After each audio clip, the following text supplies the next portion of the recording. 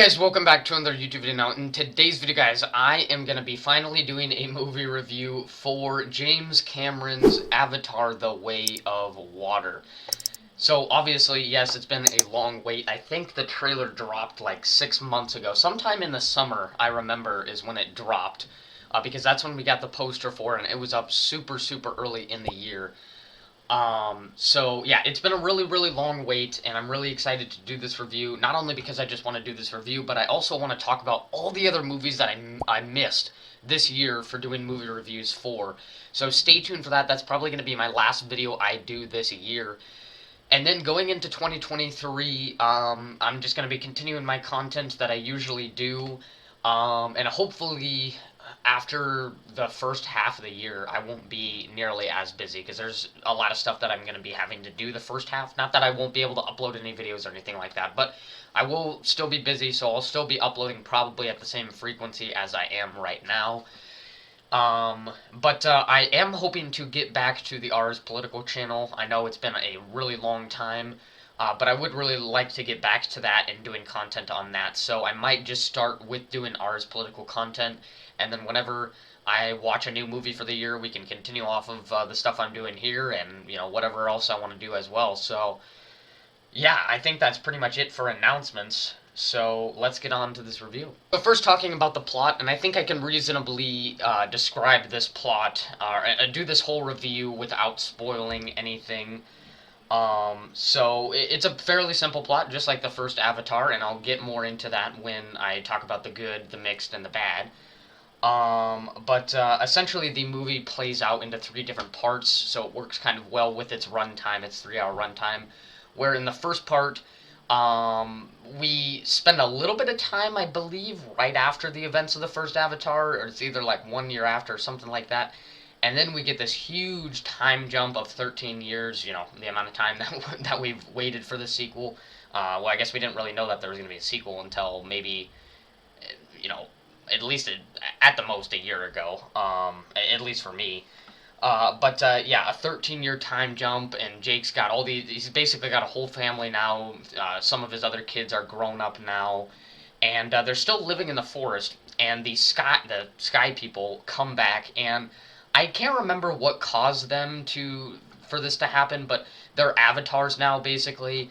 And so, the sky people, more specifically, the guy who's played by Stephen Lang, forget his name, but he's the military general or whatever, wants to get revenge on Jake, so he finds them, and they do escape.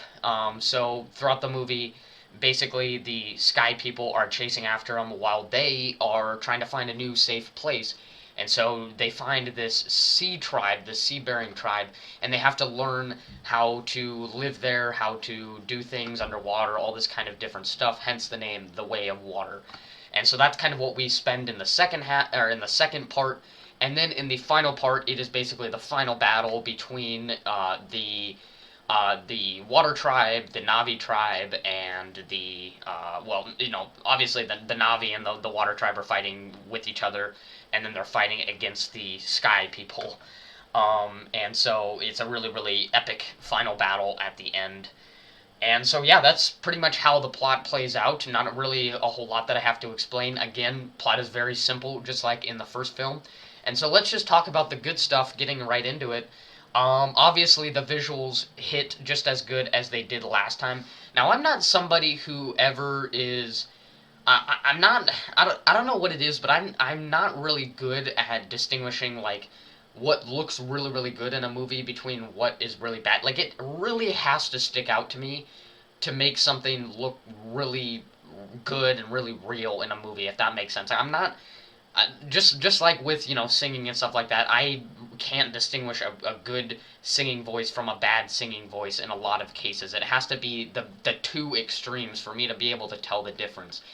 And so even in this movie, I understand that the visuals were really, really good. They did stick out to me a little bit, but it wasn't anything astounding for me, and that's just because I'm not very good at paying attention to details, but it just shows you how good it probably was in the eyes of other people who are able to distinguish, like, bad or just generic CGI from, like, James Cameron's abilities and stuff like that. So I'm assuming if I watched it in 3D, because I didn't watch it in 3D, and I'm probably gonna watch it again in 3D with some friends or whatever.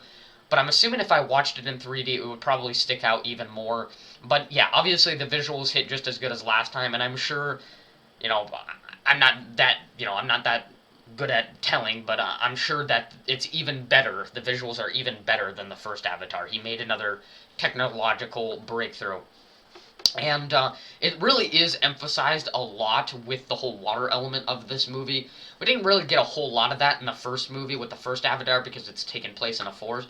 But when you get these huge oceans and seas and stuff like that, and you see them trotting throughout the water with these these big sea animals and all this kind of stuff, it really, really does look stunning. So yeah, very, very beautiful visuals as expected. I don't think anybody was going to doubt that. And I think the second good thing that I really liked about this movie was I think, despite the plot being simple, I think James Cameron kind of expanded on it being not so much of a generic plot. And that was the thing I was worried about with this movie was, is he going to be able to create something that is worth making more movies for? Because the foundation of the first Avatar film didn't really feel like it was meant to have basically a whole universe. He's basically planning to make a whole world around the Avatar with making these next what is it, three films, because he's making like five avatars in total. So yeah, it wasn't really, the foundation wasn't really meant to make 5 films on with exploring the world of Pandora. But with this movie, I think he did establish that there is still a lot to be discovered out there. There could be other tribes, there could be other villains out there. There could be a lot more to discover. So this movie really expands upon that, especially with the introduction of that new sea-bearing tribe. And I think it is worthwhile making 3 more movies for. Hopefully it works out. Hopefully, hopefully it just gets better and better throughout, and it doesn't just get kind of stale and at a plateau. But this movie, I think, showed that it can be worth making 3 more movies for, and so hopefully this movie is successful enough in revenue so that James Cameron will make another movie, because I would really, really like to see another Avatar film in my lifetime. I think that would be really, really cool. Um, and I do think that this movie is going to do successful. I think it will definitely surpass 1 billion, 2 billion maybe. But beating the first Avatar, that's going to be a tough challenge right there. So we'll see what happens. I think these first couple weekend box office earnings, like this, the rest of the month of December is really going to determine how successful Avatar is going to be, because a lot of people love to see movies during the Christmas time. So I really do hope this movie does really successful, and it will produce more movies. But so far, I think he's laid a foundation for making more Avatar movies with kind of separating himself from just that generic plot that he had in the first Avatar film that had been done many, many times. And now I think he's set himself up pretty nicely. So those are the 2 main things I liked about this movie. I don't think there was anything else that really stuck out to me. The final battle, I think, paid off. There were actually surprisingly a lot of good moments of suspense where the characters they've been underwater for too long, and so they're about to drown and they need to get up to surface or whatever. Lots of really good moments of suspense, especially at the end, but even in the middle act sometimes too. There are some really good moments of suspense where I was genuinely afraid of what was going to happen to the characters. And so I think that final battle did pay off pretty well. There was a lot of different pieces to that final battle, and it just, kept getting down to the nitty-gritty, and so I really liked that. It didn't feel super conclusive. It wasn't a bad thing for me. Obviously, they're planning on making more movies. It didn't seem super conclusive to me, but I definitely think it did pay off in the end, so those were the main things that I really, really liked about the movie. So heading into the mixed category, there were a few things that I wasn't a huge fan of. Some decisions that James Cameron made that I wasn't sure were the best decisions. One of them was the decision to have the sky people turn into avatars. And I understand that, they're turning into avatars so that they kind of they are catching up to them. They're becoming more powerful because they are avatars, they have sort of a little bit of an advantage now, but not really, because now the avatars have moved on. They've gone to the seabearing tribe, so they know the way of the water now. So essentially, they are still one step ahead of the sky people in a way.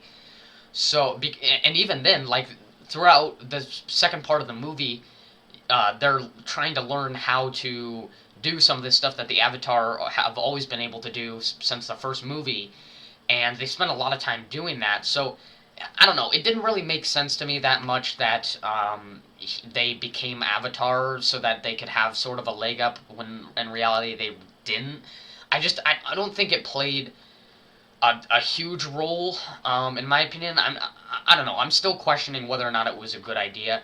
I mean, I guess for the final battle, for certain scenes, it probably would have made a little bit more sense why this character was able to survive this and all. Like, I don't know. It was a little bit weird for me, and I think I know why James Cameron did it, but at the same time, like, the Avatar is still one step ahead, so it doesn't really matter in the first place. So I don't know. Maybe they still want him to be one step behind. Watch the movie and you'll know what I mean by this, where they're one step behind in terms of what they've learned, what they know, and just the type of advantage they have in this movie. So that was something that was kind of mixed for me. Also, there was a big decision made by this character named Spider, which isn't a spoiler. It isn't a spoiler for this character Spider. He's this new character introduced in the beginning. And essentially he's like this. He reminds me so much of Tarzan, but think about. I mean, you've seen those people before where they go into this foreign, like this foreign species, and they try to act like him, but they're not actually them. He's still a human. He is trying to be like the Avatar, but he just isn't an Avatar, basically.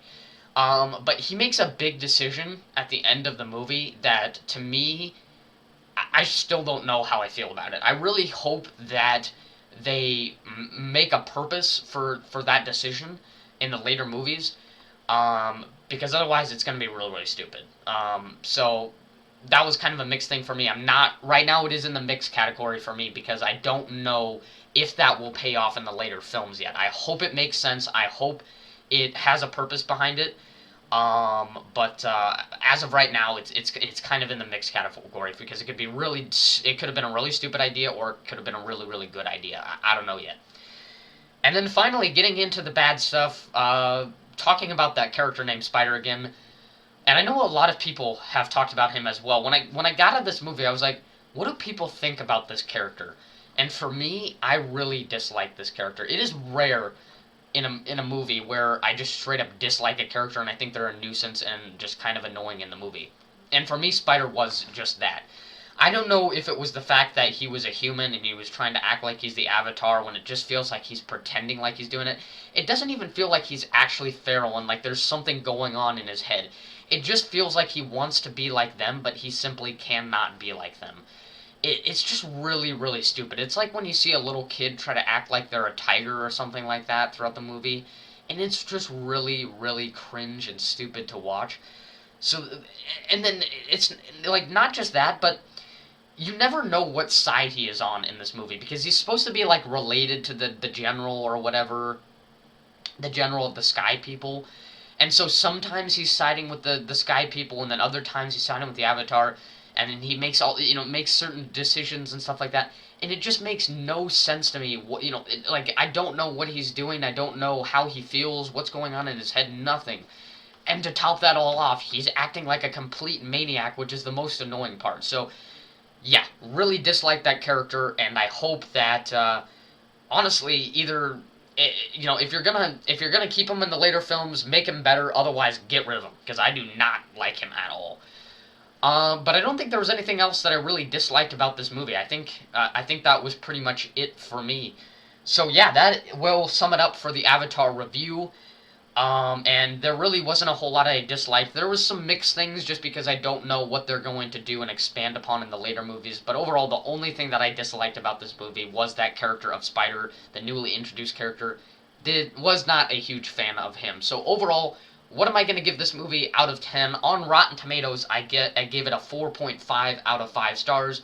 So translating that right into an out of 10 scale, and I would definitely say that I would put it at this in an out of 10 scale. It's going to get a solid 9 out of 10. I don't think it is a perfect film.